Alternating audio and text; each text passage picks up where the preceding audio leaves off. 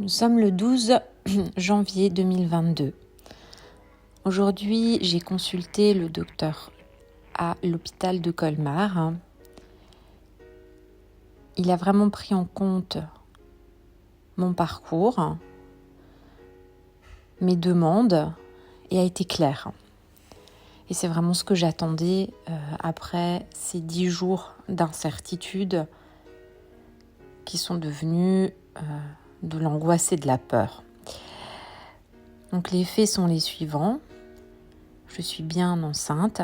La grossesse se situe bien dans l'utérus, au bon endroit, mais l'œuf est trop petit par rapport au nombre de semaines de grossesse. Et la grossesse n'est donc pas évolutive. Elle est arrêtée.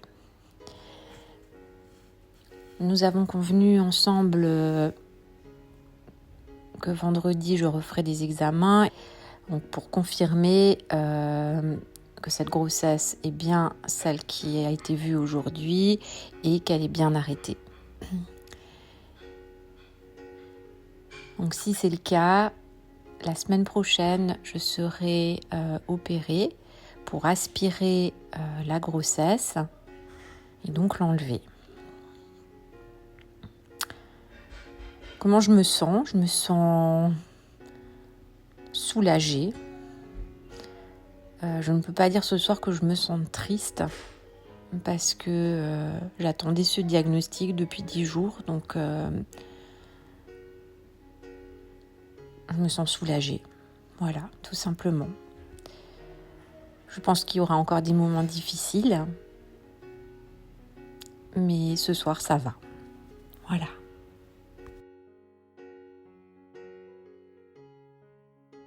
Concevoir un enfant.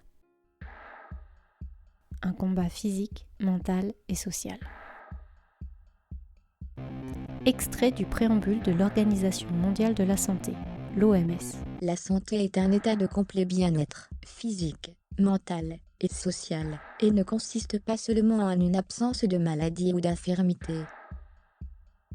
Qu'ont en commun toutes ces femmes ? Terry Hatcher, Meghan Markle, Adriana Carambeau, Michelle Obama, Amel Bent, Shaim, Alanis Morissette, Enora Malagré, Demi Moore, Beyoncé, Mila Jovovich, Ingrid Chauvin, Céline Dion, Courtney Cox, Pink.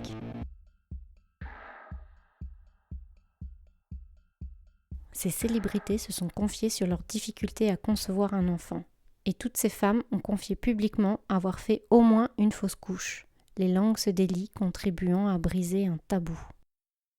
La santé de tous les peuples est une condition fondamentale de la paix du monde et de la sécurité. Elle dépend de la coopération la plus étroite des individus et des États. L'un des malentendus, c'est que l'on sous-estime la fréquence des fausses couches. La fausse couche est un arrêt naturel de la grossesse.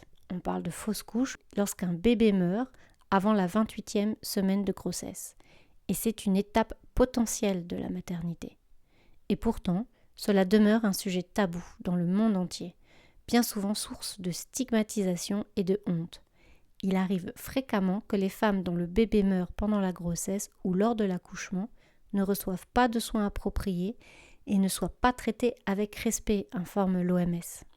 En France, le collectif Fausse couche vrai vécu rappelle, s'il le fallait, que subir un arrêt naturel de grossesse, c'est pour de nombreuses femmes un événement traumatique. Si on regarde un peu les chiffres, une femme sur 10 le subit. Il y aurait entre 10 à 15% d'arrêt naturel de grossesse chez les femmes qui savaient qu'elles étaient enceintes. On dénombre chaque année 23 millions de fausses couches dans le monde. 23 millions, c'est énorme.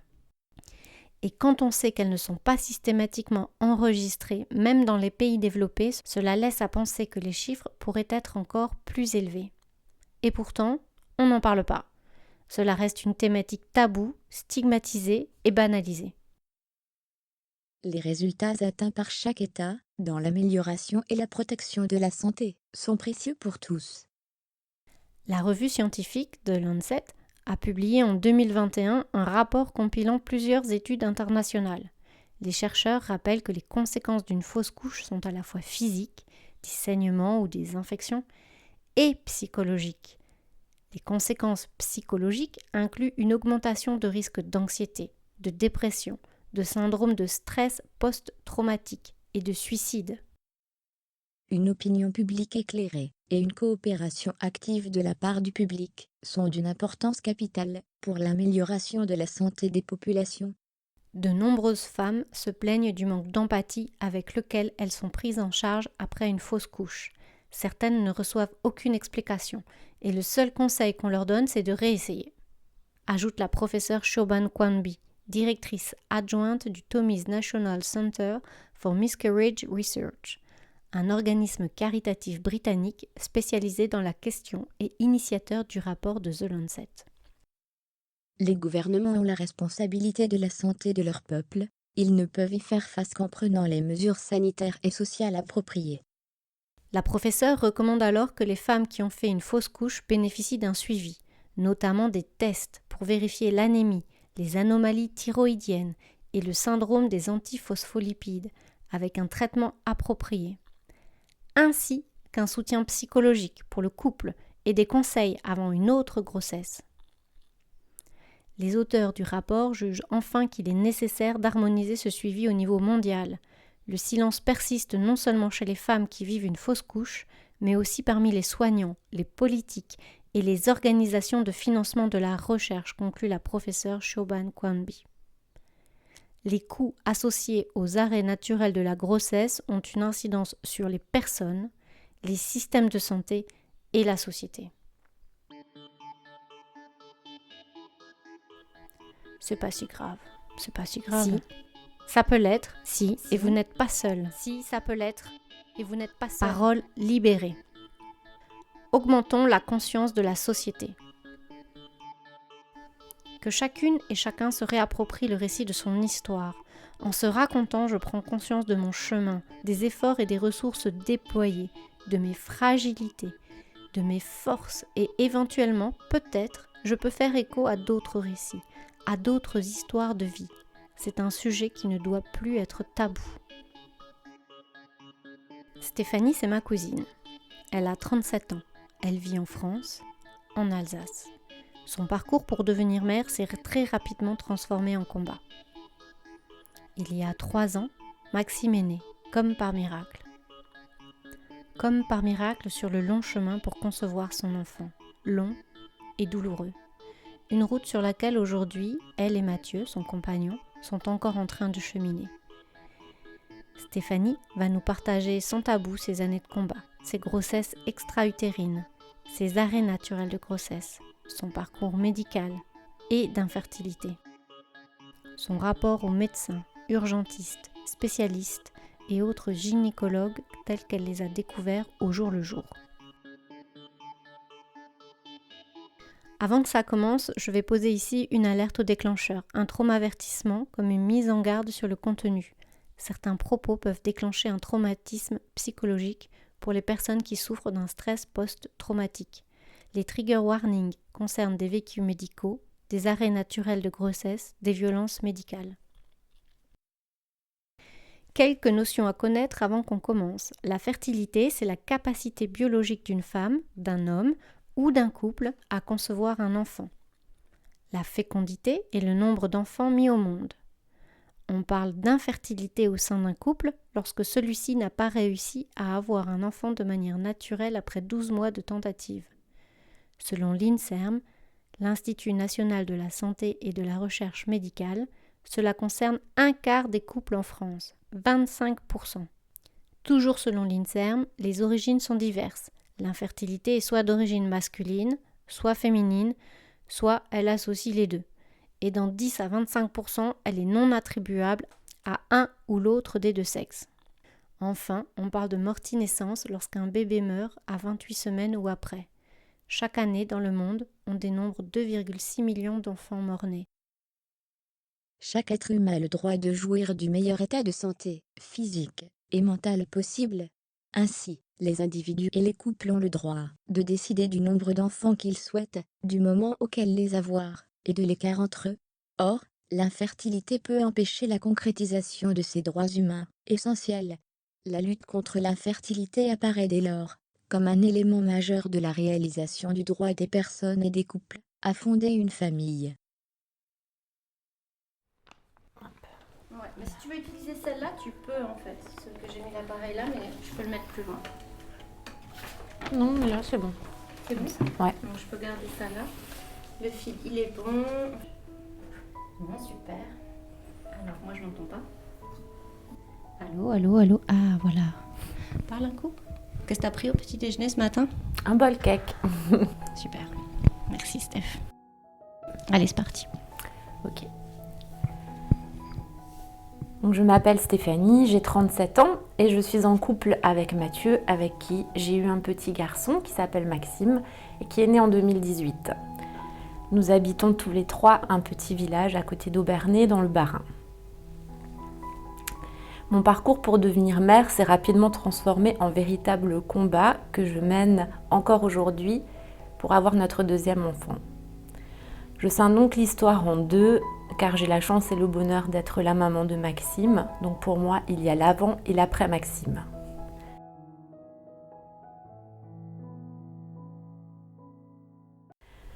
Donc avant Maxime, j'ai vécu une grossesse extra-utérine rompue avec ablation de ma trompe droite en 2012 et 2 fausses couches en 2014 et 2016. Après Maxime, j'ai vécu une grossesse extra-utérine rompue avec ablation de ma trompe gauche et qui a eu pour conséquence la perte de ma fertilité naturelle. Et depuis 18 mois, je suis suivie en service de PMA où j'ai pu faire 2 FIV qui se sont soldées par des échecs, dont une fausse couche avec curetage en janvier dernier.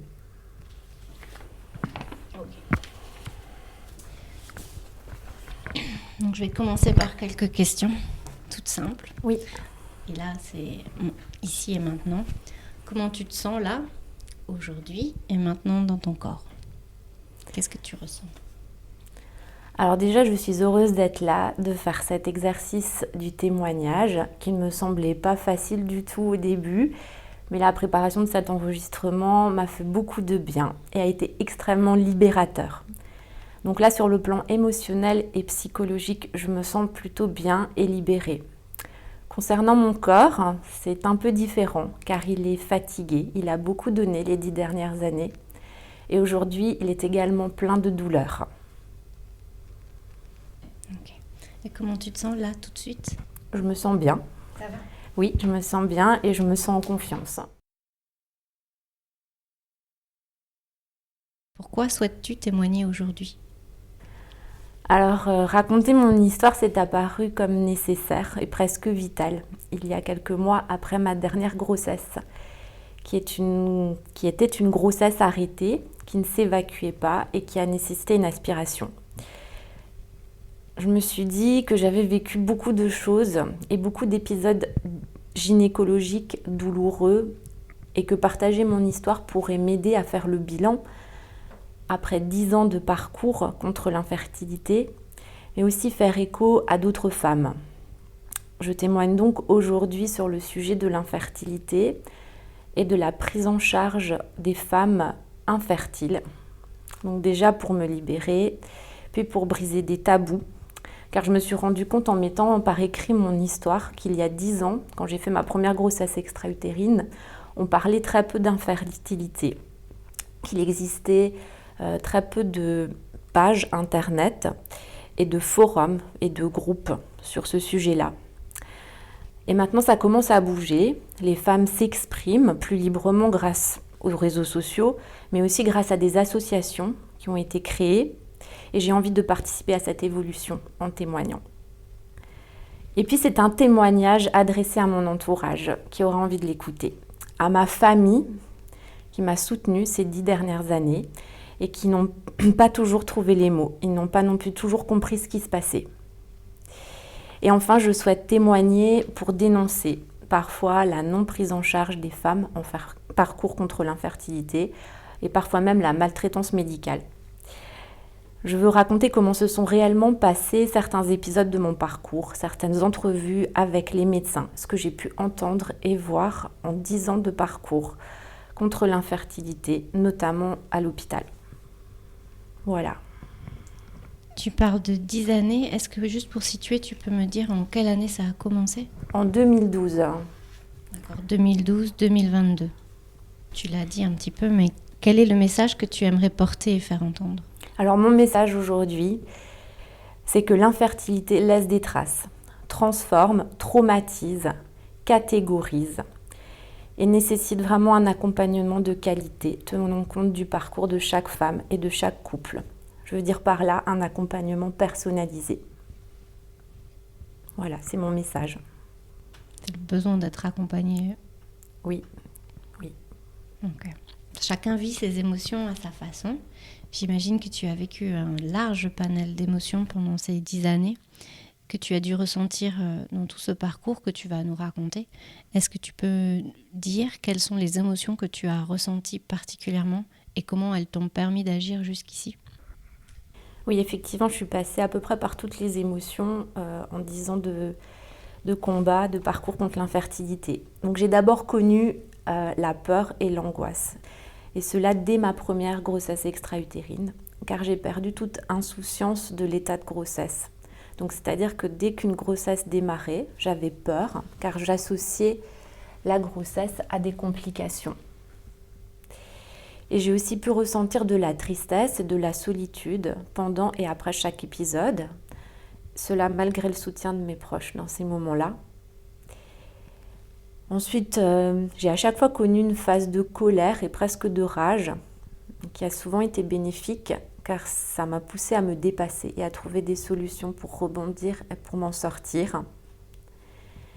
Et puis j'ai connu un sentiment, c'est un sentiment plutôt qu'une émotion, le sentiment d'injustice au moment où tout le monde autour de moi commençait à tomber enceinte et à devenir mère. C'était paradoxal car j'étais évidemment heureuse pour mes proches, mais j'ai ressenti de l'injustice, voire même de la jalousie par moments, et c'est allé jusqu'à la culpabilité de ne pas sauter de joie face au bonheur de mes proches. Mais cela semblait si simple et si rapide pour les autres, alors que moi, je cumulais les traitements, les rendez-vous médicaux pour n'arriver qu'à des échecs. Et avec Maxime, ce sont des sentiments qui se sont atténués. Mais aujourd'hui, mon infertilité secondaire me rappelle bien que toutes les femmes ne sont pas égales face à la fertilité. Et alors récemment, j'ai connu le sentiment d'acceptation grâce à la thérapie, une thérapie que j'ai entreprise il y a 18 mois. L'acceptation de quoi ? L'acceptation de mon histoire, de mon parcours qui font de moi une personne différente, car je mène un combat depuis toujours pour accéder à la maternité. Et l'acceptation de la perte de ma fertilité naturelle qui m'empêchera peut-être d'être mère une deuxième fois. Car même si je me bats encore, eh bien, je me prépare. Voilà. Avant de me raconter ton histoire, est-ce que tu peux me dire vers quoi tu souhaites tendre dans ta vie de femme ? À quoi tu aspires ? Oui. Alors évidemment, je souhaite terminer notre famille en ayant un deuxième enfant, car j'aime être mère, car j'aimerais aussi que Maxime puisse avoir un frère ou une sœur et que je rêve vraiment de cette vie de famille à 4. Mais au-delà de ça, j'aspire à plus de sérénité, à un apaisement et à retrouver la paix dans mon corps, ce que ne me permet pas la PMA aujourd'hui. Et j'aspire aussi au maintien de l'équilibre que j'avais enfin trouvé avec Maxime et Mathieu et qui est sans cesse sur le fil. Car mon combat pour avoir ce deuxième enfant et la PMA me font parfois passer d'un côté ou de l'autre côté de ce fil. Voilà. Si tu veux bien, je vais te laisser raconter ton histoire. Et peut-être que tu peux commencer en me disant comment tout ça a commencé. Oui.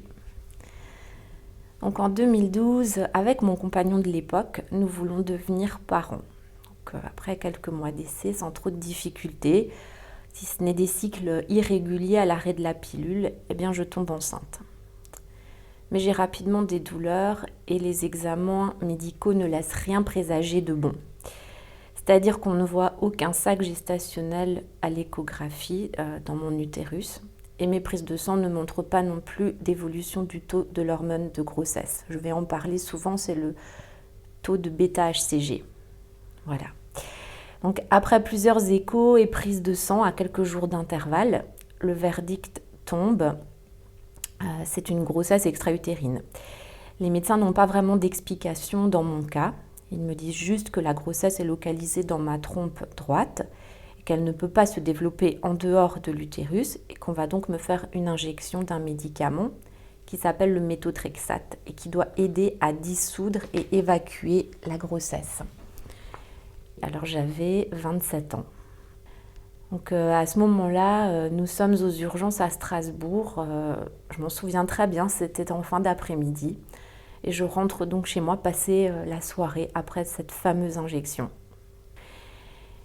Une semaine plus tard, après 2 prises de sang de contrôle, il apparaît que la grossesse évolue malgré le médicament, donc malgré le méthotrexate. Le volume de la masse ne bouge pas dans ma trompe. Et à l'échographie non plus. Et le taux de bêta-HCG continue d'augmenter alors qu'il devrait baisser. Les médecins me proposent donc une deuxième injection de méthotrexate.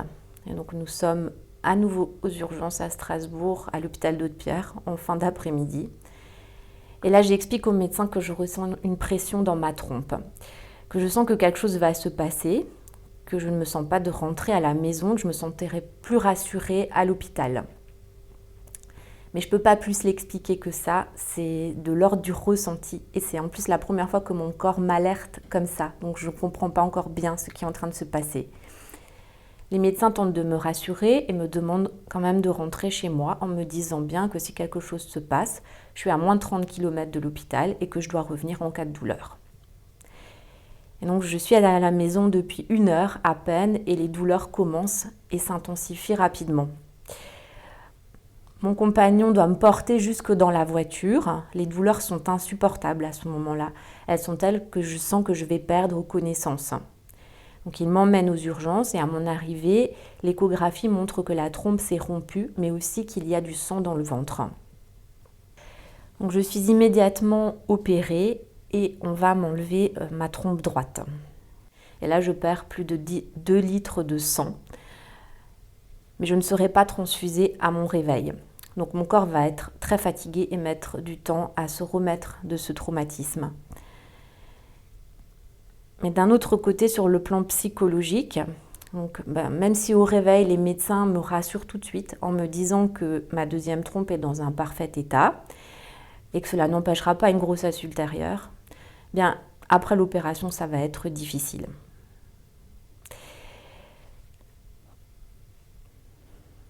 C'est lors de ce premier trauma gynécologique que je prends conscience de mes ressentis corporels. Aujourd'hui, j'ai conscience de ce don et je l'utilise comme une force, car cela me permet de repérer les signaux positifs comme négatifs que m'envoie mon corps. Cela me rassure, car je sens quand mon corps est en danger, mais c'est aussi souvent compliqué à gérer car ce n'est pas quelque chose auquel les médecins croient. Donc après cette première épreuve, j'essaye de me relever rapidement en me disant que cela a été un échec, mais que ce sera l'unique. 2% des grossesses sont des grossesses extra-utérines. Je n'allais pas en refaire une. J'en étais persuadée, la prochaine grossesse sera la bonne. Mais vous l'aurez compris, la suite n'a pas été un long fleuve tranquille. La quête de cette maternité a ensuite rythmé ma vie et m'a transformée, car j'ai perdu toute légèreté et insouciance. Donc après cette première grossesse extra-utérine, mes cycles ne sont jamais réguliers et je suis suivie, mais pas encore en service de procréation médicalement assistée. C'est un suivi en cabinet privé avec la prise de traitement pour réguler les cycles ou encore de la petite stimulation. Je tombe enceinte 2 fois, en 2014 et en 2016, mais je ferai 2 fausses couches. 2 fausses couches précoces, c'est-à-dire que très vite après le test de grossesse positif, je perdais du sang et le taux de bêta-HCG chutait. Mais ces 2 épisodes sont minimisés par les médecins. Je ne bénéficierai d'aucun suivi médical. C'est-à-dire que les médecins ne vont pas chercher pourquoi mes grossesses sont tout un échec et on ne me proposera aucun accompagnement psychologique. Je peux donc juste me rassurer en prenant connaissance des chiffres. 15% des grossesses sont des fausses couches et une femme sur 10 a déjà fait une fausse couche. Et puis le miracle se produit.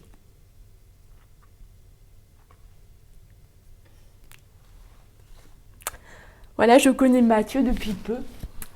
Je tombe enceinte et cette fois-ci, tout va bien se passer. Je fais une prise de sang pour confirmer la grossesse et ce sera l'unique, tellement le taux est bon et que l'image à l'échographie est claire. Cette grossesse est bien évolutive, bien placée, se développe. J'entends le cœur dès la première échographie. Et toute cette grossesse continuera de manière sereine. À quelques semaines de l'accouchement, mon bébé est en siège, ne se tournera jamais malgré les essais d'acupuncture et de manipulation à l'hôpital. En plus, c'est un gros bébé, estimé à plus de 4 kg à terme. Donc après discussion avec l'équipe médicale, je choisis d'accoucher par césarienne, qui sera programmée 2 semaines avant le terme pour éviter une césarienne d'urgence. Je voulais éviter tout drame à la naissance en cas d'accouchement classique. Et je le vis très bien, car tout se passe bien pour mon bébé et pour moi. Et Maxime est né le 12 novembre 2018. Il mesure 49 cm et pèse 3,9 kg. Avec lui, j'ai presque oublié mes années de galère et j'ai retrouvé un peu d'insouciance. Mais 2 ans après, les problèmes recommencent.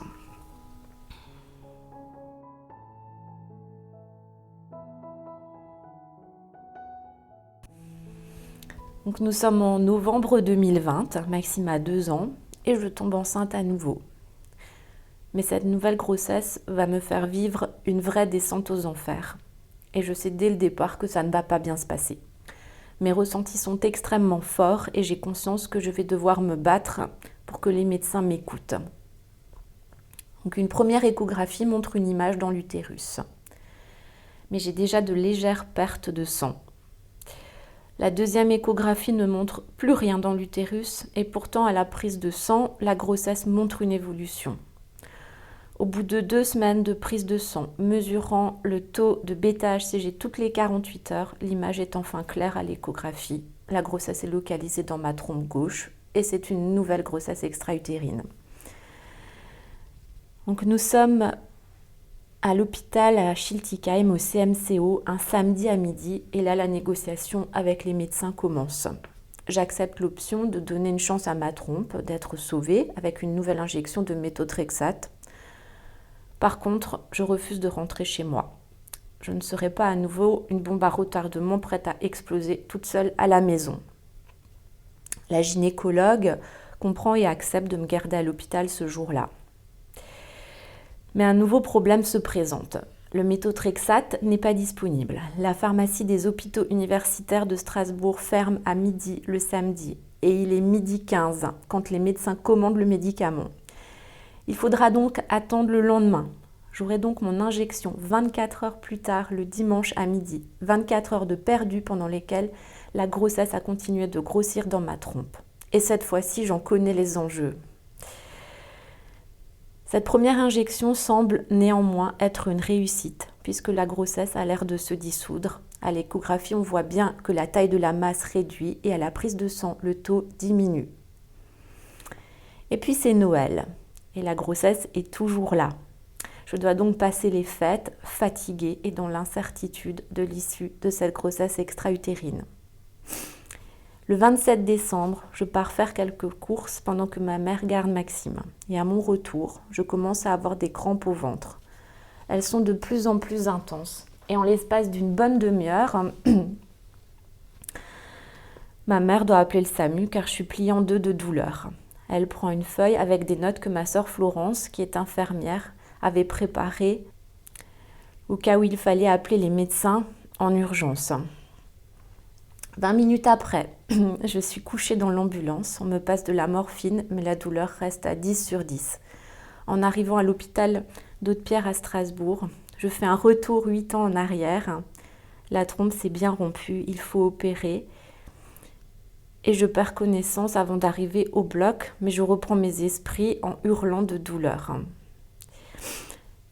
Cette fois-ci, c'est plus grave. Je me vide de la moitié du sang que mon corps contient et les médecins ont du mal à arrêter l'hémorragie. Mais je m'en sors. Et ce que je veux faire comprendre dans cette partie du témoignage, c'est que la grossesse extra-utérine est une urgence gynécologique. Les médecins ne m'ont jamais préparé à ça, ni à la rupture de la trompe, ni à l'hémorragie interne. On vous dit, si vous avez mal, vous revenez. Mais ce n'est pas suffisant. Ce qu'il faut dire, c'est qu'on peut mourir d'une grossesse extra-utérine et que la moindre douleur doit être prise au sérieux.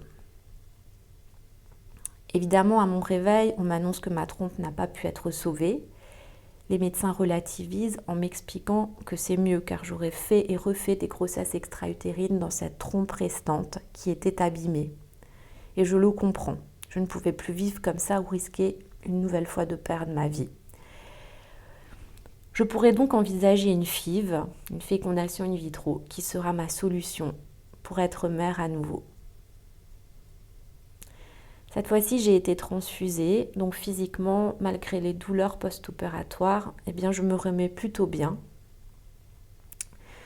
2 mois après, je peux déjà refaire du sport et de la course à pied, qui me fait du bien dans ces moments-là. Sur le plan émotionnel et psychologique, par contre, c'est l'horreur. Je suis perdue, je suis seule, je suis en deuil. J'ai perdu une partie de moi, une partie de ma féminité en perdant mes trompes, et ça, personne ne me le rendra. Comme à ma première grossesse extra-utérine, sur le coup, tout le monde est très présent, mais très vite, la vie reprend son cours, et moi, je dois vivre sans mes trompes, sans ma fertilité naturelle, avec ce traumatisme d'avoir failli mourir 2 fois, et avec mes 4 échecs de grossesse. Pour m'en sortir, je vais donc me lancer dans le monde de la procréation médicalement assistée, la PMA, avec pour objectif la FIV, qui me permettra d'être à nouveau mère.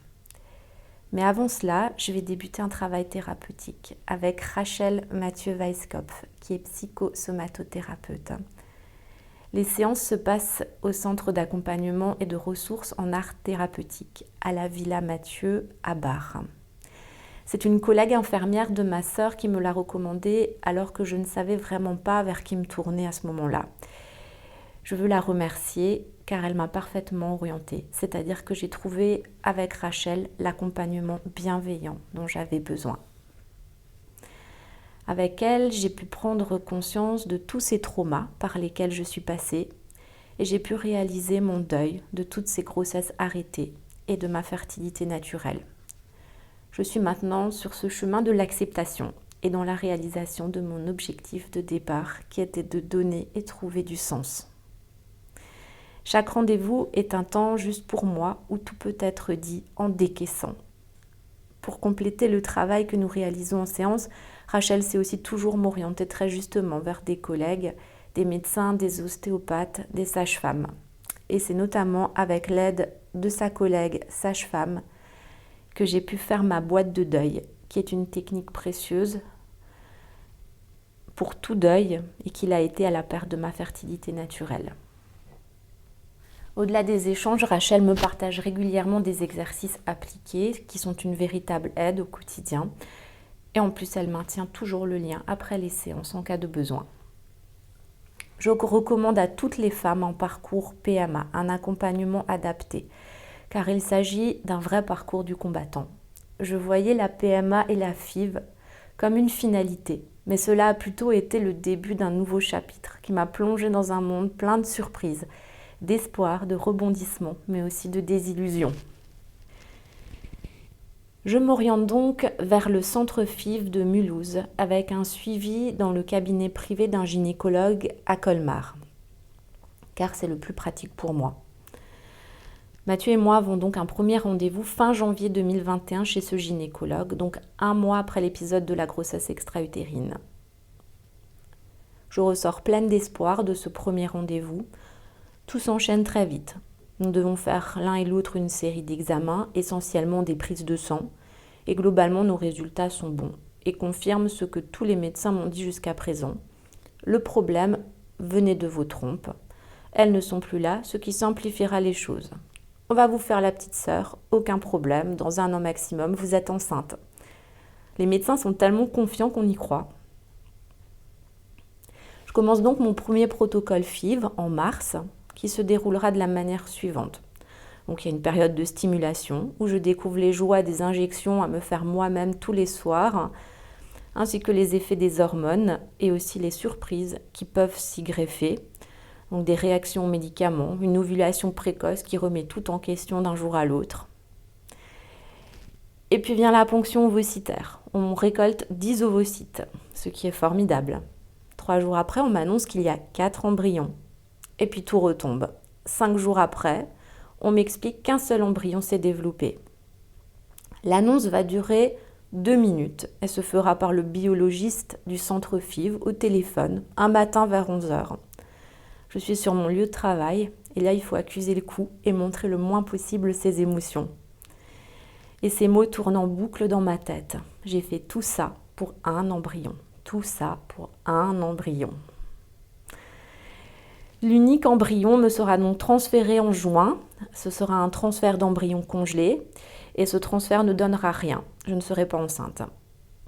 Nous laissons passer un peu de temps et je reprends les essais début novembre. Je réagis un peu moins bien au nouveau traitement et à la ponction. Malgré tout, 8 ovocytes seront récoltés et nous obtiendrons un embryon qui me sera transféré 3 jours après et 3 embryons seront congelés. Donc j'ai cette fois un transfert d'embryon frais 3 jours après la ponction et ça va marcher, je serai enceinte. Nous sommes le 29 décembre 2021 et mon test de grossesse est positif, mais faiblement positif et je ne le sens pas du tout. Mon gynécologue me dit d'ailleurs tout de suite que je vais faire une fausse couche. Le 31 décembre, je vais le cœur lourd au laboratoire pour confirmer cette fausse couche. Et les résultats sont sans surprise. Le taux reste bas et n'a pas doublé. Mon gynécologue répond alors à mon SMS en lequel je lui ai annoncé le taux et il me répond que c'est sûr, je vais faire une fausse couche. Pourtant, je ne la ferai jamais et elle ne s'évacuera jamais naturellement en tout cas. 5 jours plus tard, la grossesse a évolué de façon considérable à la prise de sang et une échographie est donc possible. Mais mon utérus est vide, me dit mon gynéco. Et le centre FIV me répond très clairement qu'ils ne peuvent rien pour moi, que l'équipe est en charge de la ponction et du transfert d'embryon uniquement. Si on résume donc, on m'a implanté l'embryon, puis on nous a planté là, sans service après-vente. Mon gynécologue passera finalement le relais à un gynécologue hors du suivi FIV à l'hôpital de Colmar. Et il me prendra bien en charge. Il comprendra mon besoin d'explication et de dialogue. Lui, il localisera immédiatement la grossesse dans mon utérus, mais probablement une grossesse non évolutive. Pour en être sûr, on convient ensemble de se laisser quelques jours pour refaire une échographie et confirmer le diagnostic avant d'envisager une prise de médicaments ou une aspiration pour évacuer la grossesse. Pour les médecins, l'enjeu est trop important étant donné que c'est une grossesse issue d'une FIV. Je serai finalement opérée d'un curetage mi-janvier 2022. Ce matin-là, les douleurs ont commencé à être trop fortes. J'avais un rendez-vous programmé chez mon médecin traitant pour prolonger mon arrêt de travail. Elle connaît bien mon histoire et m'a toujours soutenue. Et donc à mon arrivée chez elle, elle comprend immédiatement que j'ai trop mal et contacte la gynécologue qui me reçoit pour une échographie. La grossesse était en train de s'affaisser, ce qui expliquait les douleurs qui s'intensifiaient. Elle contacta immédiatement l'hôpital de Colmar où j'étais attendue pour le curetage. 2 mois après, un transfert d'un deuxième embryon issu de cette FIV numéro 2 est programmé. Et là, le jour du transfert, on m'annonce qu'on a dû décongeler 2 embryons pour en transférer un. Je reformule donc et demande au médecin si c'est exact. Donc un embryon est mort et n'a pas tenu à la décongélation. Oui, c'est cela, me répond-il d'une manière dépourvue d'humanité. Voilà encore un imprévu de la FIV, un échec de décongélation. Ce transfert ne donnera pas non plus de grossesse. Il nous reste donc maintenant un embryon. Voilà. mon histoire. C'est difficile d'enchaîner. Merci. Est-ce que tu peux me dire où en es-tu maintenant et de quoi aurais-tu besoin pour avancer sereinement ? Oui. Donc le transfert de notre dernier embryon était programmé, mais il y a 10 jours maintenant, un nouvel obstacle s'est mis sur mon chemin. J'ai commencé à avoir de nouvelles douleurs et une masse mesurant 3 cm est apparue dans ma cicatrice de césarienne. Il s'agit probablement d'un nodule d'endométriose et ce diagnostic doit être confirmé par une IRM. Mais en France, les délais sont actuellement de plusieurs mois pour obtenir un rendez-vous d'IRM. Donc pour avancer sereinement, j'ai déjà besoin d'un diagnostic clair et d'un éventuel plan d'action pour enlever cette masse et surtout me libérer de ces douleurs. Je pourrais ensuite envisager la suite, donc transférer ce dernier embryon et anticiper en réfléchissant à la prochaine FIV qui, je pense, ne se fera pas en France, dans un hôpital qui veut fonctionner comme une entreprise plutôt qu'un service hospitalier. J'ai donc la piste de l'Espagne et de la République tchèque qui proposent une approche plus individuelle et humaine et des techniques plus avancées. Voilà. Dans cette vie de femme et de mère, il y a un entourage professionnel et un entourage de cœur, nos proches, nos amis, la famille, le conjoint. Est-ce que tu souhaites en parler ou qu'est-ce que tu aimerais m'en dire ? Oui, je peux en parler. Alors, sur le plan professionnel, j'ai beaucoup de chance car je travaille dans une petite structure qui est presque familiale et mon employeur et mes collègues sont au courant de la situation. Je ne subis donc aucune pression. Bien au contraire, tout le monde a toujours pris des nouvelles dans les moments les plus difficiles. J'ai annoncé de manière officielle qu'on se lançait dans un parcours FIV pour avoir notre deuxième enfant et je ne ressens que du soutien de tout le monde. Ensuite, il y a ma sœur qui est infirmière et qui a toujours été mon allié numéro 1 dans ces épreuves. C'est ma petite sœur, mais là les rôles sont inversés. Elle m'accompagne dès qu'elle peut au rendez-vous. Elle n'a jamais loupé un appel post-rendez-vous médical, après une prise de sang, après une échographie. Et c'est aussi le cas de mes cousines Géraldine, Sophie et toi, Priscilla, et de ma famille en général qui m'a apporté autant de réconfort qu'elle le pouvait.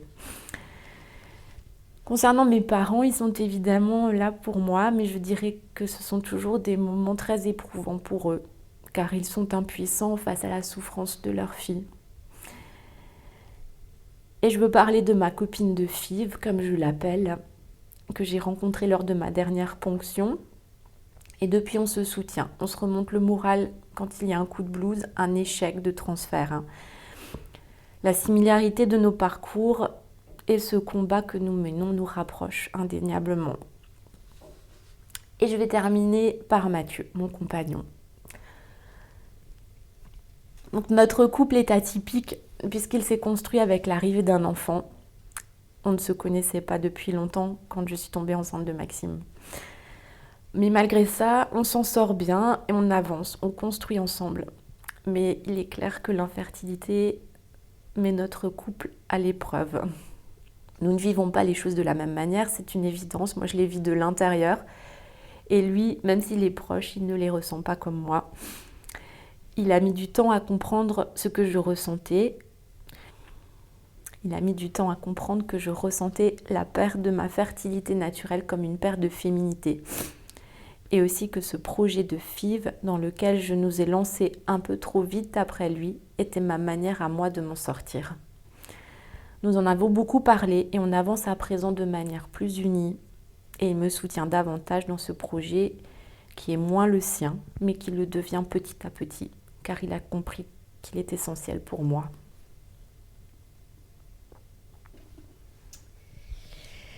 Dans ton parcours de vie et quand tu imagines les prochaines années à venir, comment est-ce que tu imagines ce chemin justement à venir ? Alors l'année ou les 2 années à venir seront encore consacrées à ce projet d'être mère à nouveau. Mais je veux malgré ça du temps pour Maxime et profiter au maximum de lui. Et nous partirons probablement en République tchèque ou en Espagne avec Mathieu pour une dernière FIV. Et puis soit notre famille s'agrandira, soit non. C'est pour ça que je vais me préparer à l'échec et à continuer à cheminer vers l'acceptation, que je ne serai peut-être plus mère. Et j'ai déjà des projets dans un coin de ma tête pour la suite, des projets professionnels avec une envie d'évolution professionnelle, des projets plus personnels, comme la création d'un groupe de parole dédié au sujet de l'infertilité et pourquoi pas un jour m'investir dans une association ou en créer une moi-même. Et je vais aussi continuer à travailler en thérapie et laisser plus de place dans mes séances à d'autres sujets. Aujourd'hui, finalement, tu serais contente si je vais au bout de ce projet de FIV, quelle que soit l'issue, car je ne veux pas avoir de regrets. Est-ce que Stéphanie, il y a une question que je ne t'ai pas posée et à laquelle tu aimerais répondre? J'aimerais formuler un vœu pour moi ou pour finalement toutes les femmes en parcours contre l'infertilité. J'aimerais que toutes les femmes en parcours contre l'infertilité soient prises en charge et accompagnées avec bienveillance, en tenant compte de leur histoire de vie, de leur parcours. Et si j'avais une baguette magique, je voudrais que l'hôpital ou les services de PMA proposent un référent à chaque femme dans son parcours PMA, une sage-femme, un médecin ou un autre professionnel de santé qui puisse faire le lien entre la femme, le couple et l'équipe médicale en cas d'interrogation, de demande, pour faire des points intermédiaires sur le parcours. Et finalement, comme cela se pratique déjà à l'étranger dans certaines cliniques. C'est un joli vœu. Oui. Est-ce que tu peux me dire comment ça va là tout de suite maintenant? Je suis émue, ça c'est sûr. Et finalement, je pensais que ça allait être difficile de raconter cette histoire, mais c'est pas ça qui a été le plus dur. Ce qui a été le plus dur, c'est de parler de mes proches. Est-ce que tu veux rajouter quelque chose? Non, je te remercie. Bon, merci à toi. Merci beaucoup. Avant de conclure ce témoignage, je voudrais partager quelques ressources avec vous. Un livret a été publié à l'initiative de l'équipe de l'École des parents et des éducateurs de Haute-Garonne avec le soutien de la Fédération nationale des écoles des parents et des éducateurs. Il est titré « Fausse couche, parlons-en ». Je vous pose le lien dans le descriptif qui accompagne cette capsule sonore. En mars, un collectif justement nommé « Fausse couche, vrai vécu » a publié une tribune dans le journal Le Monde et a lancé un appel à signer une pétition qui, je cite, s'élève contre l'omerta autour des arrêts naturels de grossesse et réclame une prise en charge adaptée. Le collectif dénonce le silence violent et insidieux, la banalisation par le corps médical ou encore l'absence de protocole et d'informations qui laissent donc toute la place à la superstition pour nous désigner comme coupables de ce qui nous arrive. Soulignant que l'expression même « faire une fausse couche » culpabilise et invisibilise des femmes qui ne font que la subir.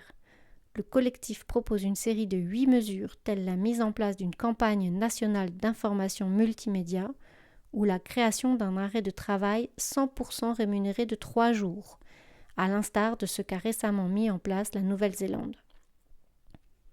Je vous pose aussi le lien vers l'article, la pétition et le compte Instagram qui en parle.